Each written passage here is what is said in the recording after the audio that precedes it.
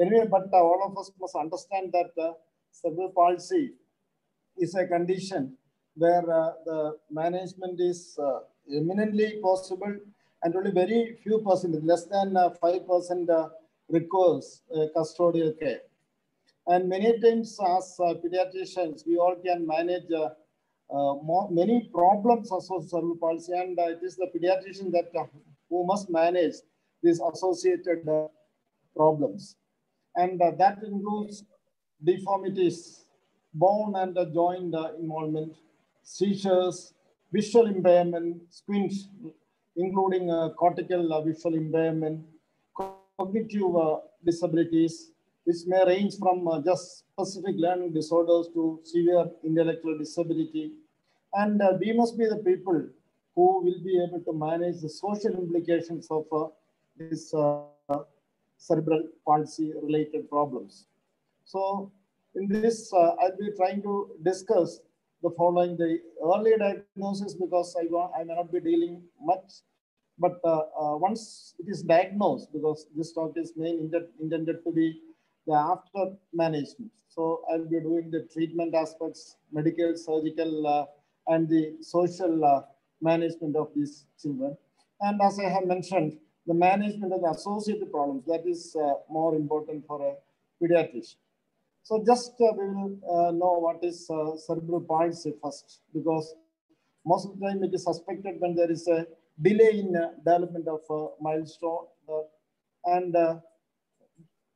definition wise, cerebral palsy means cerebral means brain, and palsy means weakness. So paralysis or a weakness secondary to brain involvement, because this cerebral involvement will be designated by the upper motor neuron manifestation and cognitive impairment. And these are there, you will lead to a cerebral problem with weakness. We call it a cerebral palsy. And this definition, which I teach my students, cerebral palsy is a non-progressive central motor deficit due to disorders affecting developing brain. And this encompasses the full diagnosis of cerebral palsy. So we have to see that it is a non-progressive disorder to be differentiated from a progressive disorder, that is degenerative disorders. And it is a central disorder to be differentiated from peripheral disorder, peripheral motor weakness like congenital myopathy, spinal muscular atrophies, and spinal cord problems. And predominantly it is a motor deficit, where when a student examines the neurological system, especially the motor system, all the part of the motor system, that is starting from the bulk, tone, power, reflexes, where reflexes, both dependent reflexes, primitive reflexes, and infantile reflexes will be affected. And abnormal movements and incoordination. So these things will be there. And due to disorders affecting developing brain. So that means disorders which are before birth, sometimes during delivery, or soon after being born. So these are the etiological profile also. And as I mentioned, our role is in management of the complications also, like seizures. And I have put that almost 8 to 10% of cerebral palsy children, 8 to 18, see, that is hearing impairment, and just double, that means 30% will be having a visual impairment, and the majority will be having intellectual disability, like that. And due to the various problems in cerebral palsy, like gastrointestinal problems they can have, so vomiting, constipation, bowel obstruction, because just like the skeletal muscle weakness, gastrointestinal muscle also can get affected, smooth muscle can get affected. So they'll be having EA-related problems, oromotor problems leading to drooling, communication problems. So these are the percentages. For example, as I mentioned, intellectual disability will be seen in almost 50%. Seizures will be there in 50%. Behavioral problems will be there in 30 to 50%. Speech and language problem, and as I have mentioned, hearing and eye involvement. So these are the manifestations which are associated with cerebral palsy. So before embarking on the management, because by knowing the types, we can know the prognosis also, because so that is it. So just this, I think all of you know what it is, because you can see there is somewhat good upper limb function, but lower limb spasticity. So this is enough. So just carry the child and you have the diagnosis. So it is a diplegic cerebral palsy. Okay. So diplegic cerebral palsy, the pyramidal type. Always to say that it's a cerebral palsy, the high risk problems will be there with the developmental delay due to usually seen in low birth weight babies or preterm babies due to periventricular leukomalacia. And here, so they'll be having more of an adductor spasm than toe walking, etc. Okay. And then comes the severest variety, where the quadriplegic variety, usually seen in term babies secondary hypoxic ischemic encephalopathy due to parasitical watershed infarct. And the pathology, other pathology will be the cystic encephalomalacia. And then the other variety is the spastic hemiplegia due to the neonatal stroke, where you can see that hemiplegic gait. So that is also diagnostic. And so these are the pyramidal types of cerebral palsy, where you can see that spastic diplegia, quadriplegia, and all four limbs are equally affected, to be differentiated double hemiplegia, where the arms are more involved than the legs. So by this, we may make a diagnosis of, because see, double hemiplegia prognosis will be better than quadriplegic cerebral palsy. And so that is the importance of differentiating a diplegic cerebral palsy from quadriplegia and quadriplegic cerebral palsy from double hemiplegia. Okay. And then comes the extrapyramidal variety. So those are the pyramidal varieties, where again, this can be, you can see that nowadays very rarely only we see such severe cases, because this chronic teres and usually is less nowadays. But status normarica secondary to hypoxic ischemic encephalopathy involving the basal ganglia and thalamus can be still there. But and the athetoid tetrad will be helpful in making a diagnosis to look for the associates like deafness, enamel hypoplasia, etc. And their choreathetosis. Whenever you say this, see, nowadays we can use tetrabenazine. It is available as a Rivocon and some other brands like a Tick-Stop. Rivocon. This is a 25 milligram tablet. I think all of you can prescribe it without any hesitation, because it's somewhat a safe drug and not much sedation. Rivocon. And I have seen that with tetrabenazine, there is very good improvement of these abnormal movements, and they will come back. Sir, many the Tamil patients also, nowadays I get Tamil patients more with this problem. And once I start, and next month they come, sir, nalla irukare. So that much amount of improvement you get by just starting tetrabenazine. And then comes the another variety of extrapyramidal variety, that it is ataxic cerebral palsy. And in this case, you can see that I have made the diagnosis very early. I don't know, the movement is not that visible in the, you see anyway there is ataxia, you understand. And most of the time this ataxic cerebral palsy will be secondary to cerebellar hypoplastic syndrome. So, and then here it is the mixed variety. So that's it.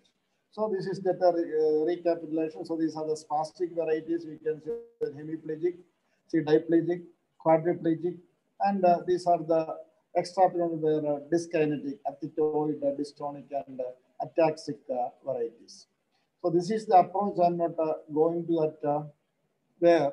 The only thing is that you have to look at the tone, and there is some abnormal posture. That is very, very important. So when abnormal posturing is there, think of a dystonic cerebral palsy, or when there is an abnormal movement is there, choreathetoid cerebral palsy. So in these two situations, we can go for the tetrabenazine or other drugs.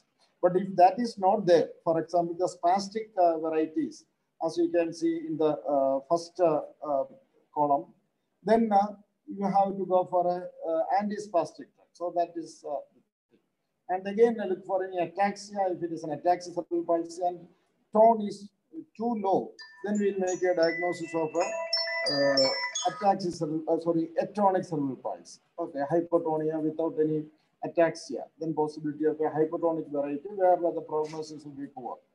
Okay, then again, as pediatricians, we must be able to recognize at least 2 or 3 varieties or special varieties of cerebral palsy, where again management would be very much required. For example, see this one, this entity called as a worsted Drod syndrome. Because here you can see that the child initially they will have a motor delay, but they develop motor function very nicely. They will walk, but their main problem will be this: they have a severe swallowing difficulty, severe drooling, and they will not be able to talk. But they can understand because they have a sort of a apraxia of the speech. If you examine properly, then you'll understand that they have a bifacial palsy. Bifacial palsy, you can't decipher easily. So you have to, and this drooling, swallowing difficulty will be their more major problem. And this is because of a bilateral perisylvian opercular syndrome. Here you can say Sylvian, around the Sylvian fissure. So either it can be because of the hypoxic ischemic encephalopathy, or even a bilateral perisylvian cortical dysplasias also can produce this problem. So they are otherwise they have somewhat good cognitive function, but severe drooling and swallowing difficulty. And this is another variety where again they will be having a delayed motor development. But here you see they are having more of a visual impairment because there is no fixation. But still they will be having some amount of vision also as they grow.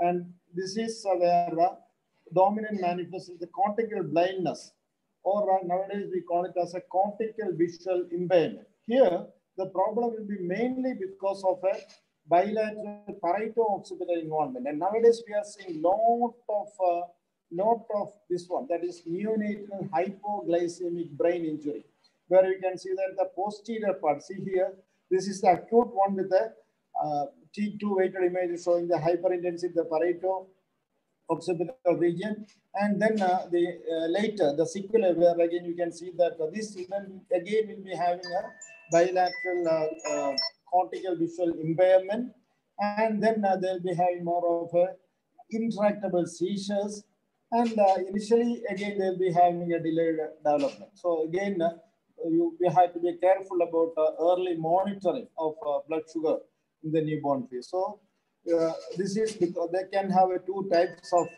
visual impairment, either with a normal pupillary response and a normal ocular examination. So it can be either congenital or acquired. And this is because of the 2 visual system. One is this anterior dorsal visual pathway, where the wear pathway, that means and visuospatial orientation of the space, object organization, orientation of the its position, etc. And what means that is the ventral pathway, where you understand what is the discrimination, to understand an object. So these 2 things can be affected in a cortical visual impairment secondary to. And the third variety is children with, again, initially they'll be having a motor delay. Later, they'll be having more of a poor school performance with learning disability. This again because of a watershed infarct involving the parieto-occipital region, where the learning process is affected. Okay, so the sensory integration process, so that you touch, the hearing, seeing, all has to be integrated, and that integration is taking place in this parieto-occipital region.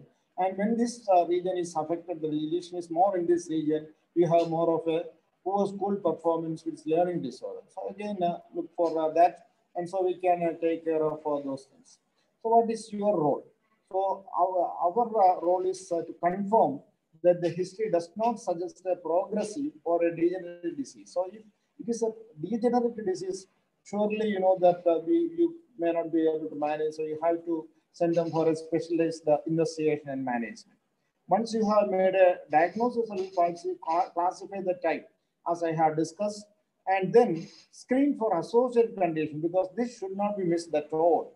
And because since I have told you that cerebral palsy is a motor problem, You have to look for developmental delay, mental retardation, etc.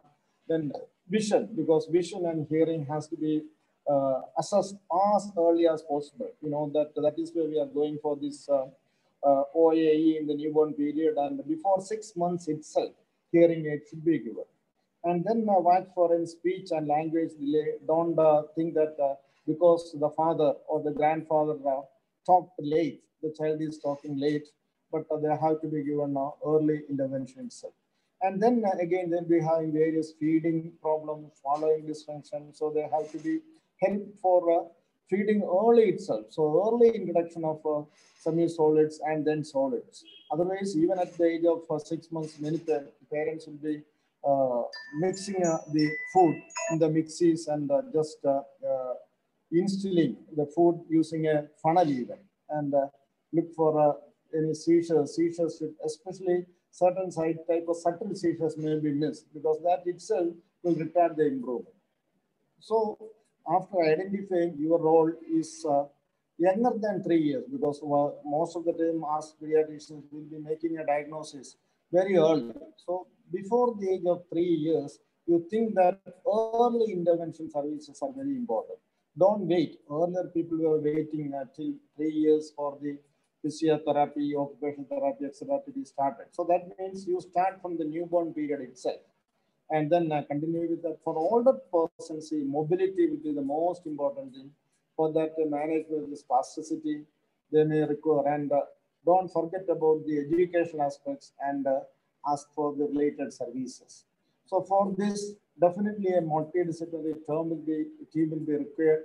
But for that, as I have mentioned, it starts from the neonatologists and then the pediatricians, pediatric neurology available.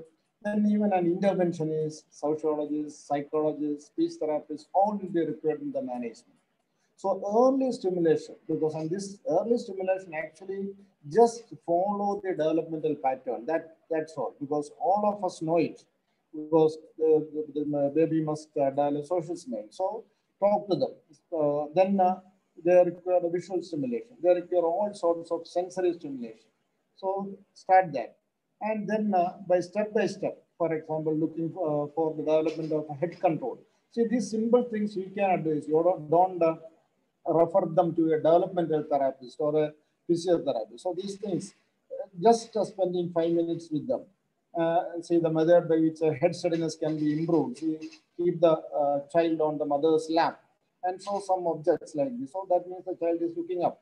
And then see the simple massaging like that. And even simple procedures if the child is having spasticity. A spasticity can be detected by you. And then ask the mother to carry the child astride. And see, that will reduce the spasticity of adductor spasms. And then ask the mother to move see the angle for reducing the angle spasm. And ask her to keep the child in the opposite direction. And then the other limb can be managed like that. See, so this sort of mother as the therapist. So you are the director, and the mother will be executing. So that is it. And then sometimes the parents may be holding them in a abnormal fashion. That will be exaggerating the spasticity. Here the mother always cuddles the patient. So this will be exaggerating the extensor spasm. So ask the mother to keep the baby in this position. Our physiotherapist Amrudlal was demonstrating how the flexion movements, the universal flexion is better than this extension. So, and this sort of carrying techniques will be better. So these sort of simple advices will help them. So after the early intervention procedures, we have to go for the occupational therapy. I'll just tell you, and then the management of spasticity. For that, you also can advise some amount of physiotherapy. Then our role as a physician by prescribing medicines, then other drug systems. So for example, management of seizures, management of dystonia, then behavioral modification therapies by proper advice, and then counseling by a psychologist also. And for that, an intensive family support. Again, you can, because we as a family physician know the family members, so you can give the intensive family support. And again, help them to have some respite, because taking a break, because I usually tell that the disability schools, the teachers has more rapport with the children, and they are having more relationship, and they manage the children better, because see, children, the teachers will be with the children only for some 4 or 5 hours. After that, they are leaving to another teacher. But in the home, if the mother or somebody is taking care, they will be asked to do the activity 24 hours. They don't have freedom. So because of that, they will get fed up, and they will not have that feel of doing it. So that means respite is very, very important. And support groups, because connecting them with the parent support groups and similar children, or those families who have better equipments, so that you can make them contact with those. Just keep a diary, keep their numbers and refer them. That's all. You just give the number, you call the other family, knowing that another family is affected, because most of the time parents come and ask, even to me, so there'll be a lot of patients waiting outside with a similar problem. Even then, they'll come inside and ask me, sir, is there any other children affected like this? So then I tell them that all the people who are waiting outside are having the same problem. So you can talk to them. So like that. So all people think that they are having only that problem and nobody else is having. So knowing that others are having this problem will be a very, very good relief to them. And ultimately, we must be aware of the pros and cons of other therapies. For example, stem cell therapy is being misused. Even I know that even a police man who spent 2 crores for stem cell therapy in a severe quadriplegic child without any benefit. So still they will be doing it repeatedly. So you have to know that. And I was telling you that, so your aim, don't forget that referring a patient by just asking for a physiotherapy, etc., is your role. But no, you can help in helping them to achieve the activities of daily living. So many times they'll be having a drinking problem, swallowing problem. So advice, some advices like this, they can just modify their vessel. And we all know that even the Sami was asking for a straw in the prison also. That means just a straw may be very, very useful for some children. And some modification to their utensils. Say, for example, cutting one part of the glass, that will help in tilting the glass, or providing a cup with 2 handles so that they can easily hold it, or giving a spoon with a, just a twist, because of the spasticity, splaying, that the child may not be able to use the spoon properly, or the spoon with a good handle for the firm grip. So such things, such simple things may help in improving the activities of daily living. And as I have told you, this drooling, in many cases of mental retardation, cerebral palsy, and the condition that I have discussed, the worsted drooling syndrome, drooling again will be a very, very big problem. The child will be stinging, and so the clothes has to be removed always. So I ask them to use a bib. Bib will be sufficient. In that, ask them to put a towel also, so that when it is wet, they can take it out and clean it. And then drug usage also will be useful. Glycopyrrolate tablet is available, 2 milligram tablet. You give a half tablet twice daily, then it can be increased. In severe cases, you may have to go for even surgery, but massaging will be sufficient. And even the swallowing, chewing can be facilitated by just helping the child to move the jaws, and using the katori or like this. And then devices like this, home appliances, rather than not going for a bigger appliances, but utilizing just keeping the stool reverse and making the child sit in that. And while the child is growing up, he can stand in this itself like that, you know. So these are some of the simple methods by which you can improve the activities of daily living. As I had told you, as physicians, you all can prescribe drugs. And because most of the time, we just advice may not be enough for people, so they will require some drug. And as pediatricians, I think we can prescribe drugs also. For example, for spasticity, I think for spasticity, the drug which can be prescribed easily is baclofen. Baclofen is available as a 10 milligram or a 5 milligram tablet. It is available as syrup also. Syrup also, you don't have to know the dosing. Just prescribe 2.5 ml BD. That will be sufficient. You can, and if there is only one side effect is sedation. If the parents say that there is sedation, you reduce the dosage. If there is no sedation, then increase, because we know that any syrup can be given 5 ml, 1 teaspoon twice daily. Then it can be increased to 1.5 teaspoon, 2 teaspoon, like that, depending upon the response. And until there is increase in sedation, you can increase the dosage. That's all. So titration. But for easy remembrance, I have put the dosage here. It is 1 milligram per kg starting, and you can go up to 2 milligrams. See, almost all the drug that I am telling, the dosage is 1 milligram per kg. So remember like that. Okay. Then the other drugs like diazepam, that also can be utilized. Because dantrolene, it is not available, and we are not using it. And when it is dystonia is the manifestation, don't forget to give a dosage of levodopa, because all of you might have seen my slide of a dopa responsive dystonia child being diagnosed in late 80s, and now they are in their 30s. So the dosage again you see here up to 1 milligram per kg per day can be given levodopa. So try dosage of levodopa. Just again you ask for a tablet. Usually it is available as a 110 milligram tablet, because 100 milligram levodopa and 10 milligram carbidopa. So write that Simdopa is one branch, 110. Write Simdopa 110, and you can start with 1/8 or 1/4 tablet. So with 1/4 tablet itself, if it is a deep dopa responsive dystonia will just melt away. And if that is not improving, then you will give trihexyphenidae, that is Pacitane or Parkin. And that is 2 milligram tablet. So just one tablet, half tablet twice daily, you can go up to 10 tablets per day, no problem. And you can use risperidone. Here again, the dosage, because tablet is 0.5 milligram tablet, lower dosage can be utilized.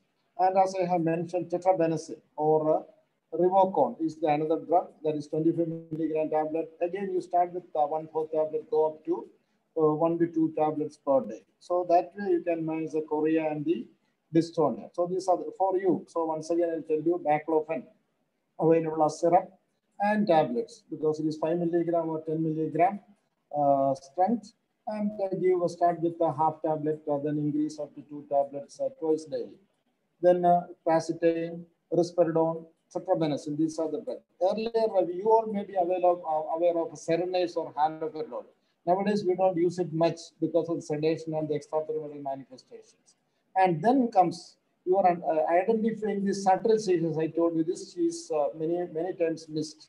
So you can see that the child will be just crying. So this is the infantile spasm, or a child again see that this also may be missed. So this you have to differentiate. The earlier one was so this is just see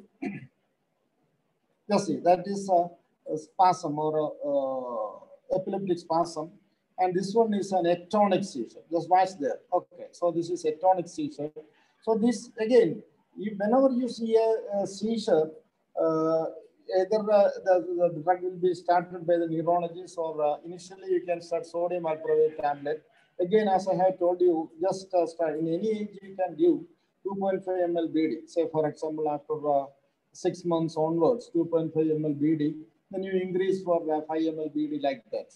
And another drug which is very useful in all these seizures, especially early onset seizures, would be clonazepam. Where again, 0.5 milligram tablet, you can start with 1/4 tablet and increase to 1 tablet twice daily. And when it is a myoclonic seizure or epileptic spasm, sometimes we may have to give ACTH. ACTH again, you can available Acton prolongatum. You can start with 1/4 cc daily and increase to half cc. So every 14 days you give 1/4 cc, then give half cc for 14 days, and again 3/4 cc you can for another 14 days. If the patient is going to improve, it will improve. or else you have to go for other drugs. Okay. So these are the major drugs you will be using in specifically for cerebral palsy. Then your role is in helping them in mainstreaming. So don't distance them. So you accept the patient and then tell them that they have a right to be in the mainstream. So help inclusiveness. Many times they will come and tell you that the nearby school is not admitting them. Tell that now there is a rule that is right to education. So nobody can deny admission. So they have to be admitted.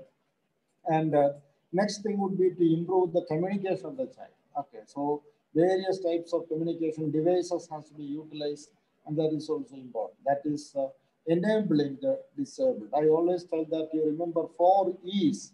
Don't forget these 4 E's. That means they are to be empowered. Empowerment is very, very important.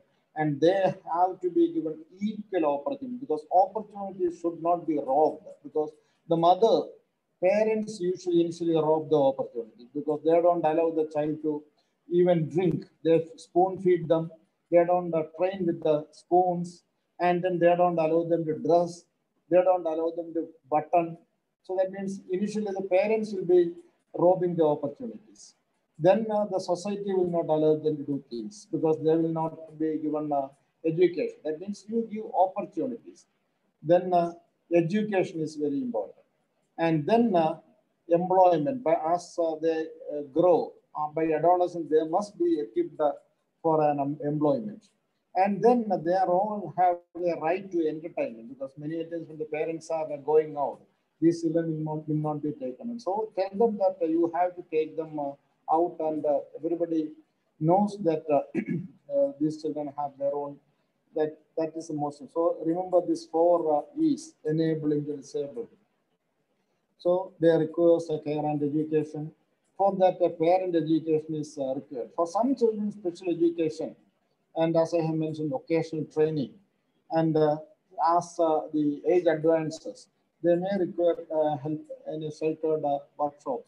And for a severely retarded residential care, so you must at least know certain residential places where these children can be accommodated, and you must know certain at least nearby schools for these children, and you must help them in the psychological integration also. And associate problems, as I mentioned, you must detect the squint as early as possible, because the squint has to be corrected before 6 months of age, and by 1 year, even a surgical treatment has to be given. And you must know about the timing of surgery, because don't do a soft tissue surgery very early, because, for example, tendo Achilles lengthening. There is no need for doing it early. It should be done only after 6 to 8 years. And hand surgery, if required, need to be done only after 6 to 12 years. And even many bony procedures will be done only by puberty. So these are important. Except you must know that when there is a hip subluxation, it has to be managed early. And so you must know about the surgery procedures also, because avoid one by one. But as far as possible, plan all the surgeries together, and you can go for a single event, multi-level, liver arm restoration and anti-spastic surgery. This is one surgery popularized by Deepak Sharan, where it is called as Sundaras, where they'll be doing the tendon release surgery, then the osteotomies. All these things will be done in a some 4 or 5 surgeries will be done together, and then they will be plastered and the continuous physiotherapy will be given. So various surgical procedures, I'm not going to the details of surgical procedures, but understand that depending upon the site of involvement, for example, adductor spasm and adductor release can be done when a dislocated hip is there. So hip also should be monitored, especially after the age of 3 years, because hip dislocation can happen. So these sort of surgeries, hip surgeries, knee surgeries, all. So all these surgeries may have to be done at one sitting itself. Okay. And you must know when you can refer for a botulinum toxin therapy also. For example, once the child start ambulating, that is the best time for a botulinum toxin. For example, a child is start walking, but there is a severe adductor spasm is there. So we will give injection to the adductors. So adductor spasm can be reduced and they can walk. Similarly, when there is say toe walking, when toe walking is there, we can give injection to the calf muscles. Or there is a crouch gating, so that in that case we will give injection to the quadriceps. So sorry, hamstrings. So this way we can help them by giving botulinum toxin injection. And then remember that mobility is the key, because all children with cerebral palsy want to move. So help them to move, rather by the help of the father. See, because here the father has just tied the child to his legs and he is making the child move. So this, if the child cannot move, so that means he is looking to the world straight away. So, and he is very happy because he is moving. See, so this sort of helping them to move. And at home, see, for example, many times wheelchairs are taboo. When we ask the parents to buy a wheelchair, they will not buy because they like to carry the child. But by putting the child to a wheelchair, then they can move. They can even bring the child to the kitchen. Similarly, modifying the house. People will spend lakhs and lakhs of rupees for constructing a house. They will have a disabled child at home, but they will not modify their house. A simple modification has to be done for helping them. And then we have to prepare the family, because from the very beginning, the emphasis early intervention, you have to focus on stress management. And then always I tell them to have another child if because many times parents will think that they will not be going for another child. But always tell them that you have to exclude recurrent causes. If it is not a recurrent cause, very well, you counsel them for having another child. A sibling will be having a good support. Only thing is that sometimes the sibling may feel that the healthy sibling may feel that he is being neglected. But the thing is that tell them that that sibling must be entrusted as a part of the team, so that he also feels that he has an inclusiveness. So both the siblings must be included. And as pediatricians, don't forget about the nutritional aspect, because nutritional assessment helping them to feed, because as I have mentioned, they have a lot of feeding problems. So start from the very beginning and advise them the feeding, and also the micronutrients, vitamin D, because they are all indoor. So don't forget that they'll be having a vitamin D deficiency. So advise them, give other nutritional therapies also. And then yesterday when I was hearing to a talk, because one person was suggesting about the well-baby checkups, because many times our parents don't go for a checkup for a normal children, so that the early diagnosis of developmental delay is missed. So I think as a part of the immunization clinics, developmental assessment also by using the developmental observation card. Just 4 things. All of you know about the developmental observation card, where 4, 8, 2, 4, 8, 12 months has to be remembered. 2 months social smile, 4 months head steadiness, sitting, and 12 months. 12 months it is standing. So remember that as they become adolescent, discussing the sexuality, their sexual desires also has to be discussed. And finally, as a pediatrician, you must know what are the available social security measures, because we must help them in getting a disability certificate. So day after tomorrow, the Kottayam unit is doing this disability certification. I'll be talking on that also later. So we must facilitate them to get a disability certificate, so that they'll be getting a disability pension. And you must understand that you can tell them that, because many times these parents with a cerebral palsy child has got lot of avenues because these children has now the cerebral palsy. Now additional 1% reservation. Earlier it was 3% reservation for government job. Now one more percentage reservation is given, so that we must know.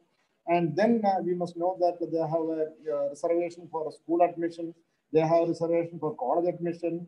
We all know that they can get additional time for exams. They can get a scribe for writing the examination. All these things you must know that, and you must help them in getting it. And then you must know that caregivers also will get pension, irrespective of their income. That also you must know. BPL card holders, APL card holders, even if the caregiver is a bank employee, he will get monthly pension. That is through the Ashwasa Kiranam program. So you help them to get it through the ICDS. And then the treatment programs, because free treatment they will get through the Ayushman Bharat program, Arogya Kiranam program. And then help them to get the Niramaya insurance, because Niramaya insurance outpatient treatment also they will get around 5,000 to 7,000 rupees per year. And then, as I have mentioned, so tell them about the house modification. So they can get a different loan for these disabled children. The bank loans are available. So by that they can modify their home. They can get appliances. So to conclude, a lot of things pediatrician we can do, optimizing the nutritional status, manage the comorbidities, so managing the pain and distress. Many times they can have sleep disturbance. So you can prescribe sleep hygiene, and then prescribing melatonin. Nowadays is available. And as I have mentioned, their psychosocial support must be given. As I have mentioned, low mineral density, so look for vitamin D deficiency. You have to manage the spasticity, antispastic drugs. Then we have to go for a sensory integration where the learning can be improved. Speech, language, and communication has to be improved. And as I have mentioned, the saliva control can be advised. And all problems with eating, drinking, etc. So I started with the optimal nutrition and end with the nutrition. So I think to conclude, don't forget about the early intervention. You can help in occupational therapy. That is by improving the activities of daily living. You can help in reducing spasticity by the mother's simple methods, as well as by doing anti-spastic drugs, regular home physiotherapy, then doing an ophthalmic evaluation, the correction of deficit, speech stimulation therapy, helping in education, helping in treating seizures, helping in behavior modifications, counseling for emotion and psychological needs, and knowing the pros and cons of newer therapies. I think I must thank all of you for this your patient hearing and waiting all the time for me. Thank you. Thank you very much, sir, for that very comprehensive discussion on cerebral palsy, post-diagnosis, and you have really empowered us pediatricians towards CP management. Thank you very much, sir. Some of the queries. Yes, sir. Purushothaman, sir, please take over, sir. Unmute, sir. Unmute you, sir. Thank you, Mohammed Kunj sir. Priya, Anju, it is a well-conducted thing. I have to leave. That's the reason why. A few comments, sir. For the last few months, I think the scholarship is not being distributed properly during this COVID period. That's one comment. Next thing about the nutritional deficiencies, we should be aware of the scurvy also, because a few years back we had a fracture child we noticed only after this thing, and after that we have been picking up the many cases of scurvy. And one very important thing is we all talk about cerebral palsy disability during this December. We celebrate adolescents. We are not much giving importance to these adolescents with these disabilities. And their sexuality, their problems also should be taken into consideration, and that should be discussed. And one doubt about this thing, you mentioned about the risperidone. Is it having a dystonia benefit, sir? other things. And one more important point, we are not using melatonin. There are a lot of sleep problems also. About just one comment, answer of this risperidone, and after that I'll be leaving. Thank you, sir. Kunju sir, please unmute.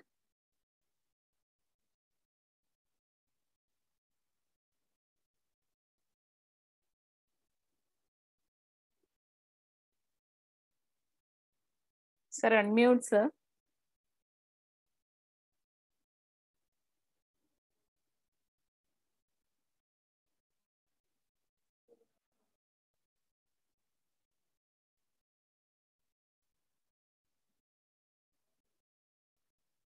There is some problem with Kunju sir's device.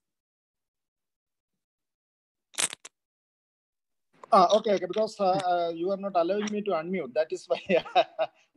Okay, thank you. Again, Purushottam, for your excellent comment. Actually, recently, that means just last month, we had a case of scurvy in KIMS, a very, very full-fledged case of scurvy. So it was extensively discussed there by the PGs, and it was actually diagnosed by Dr. Sanuja. And then, so that is it. So we have to remember that scurvy is a possibility. That means all vitamin deficiencies can be there, and vitamin C, vitamin D deficiency, all must be remembered. And I think I didn't hear about that dystonia question, because drug, what he was telling. Purushottam, has he left or is he there? Sir, risperidone. My impression was it was only psychological action. Is there any action on the moment? Yes, definitely for choreoathetosis, because in Sydenham's chorea also nowadays we use risperidone. Sydenham's chorea also, instead of Serenase, we are using risperidone. It is good, and also it is useful for the management of tics also. In tics also nowadays the drug of choice is risperidone. Thank you, sir.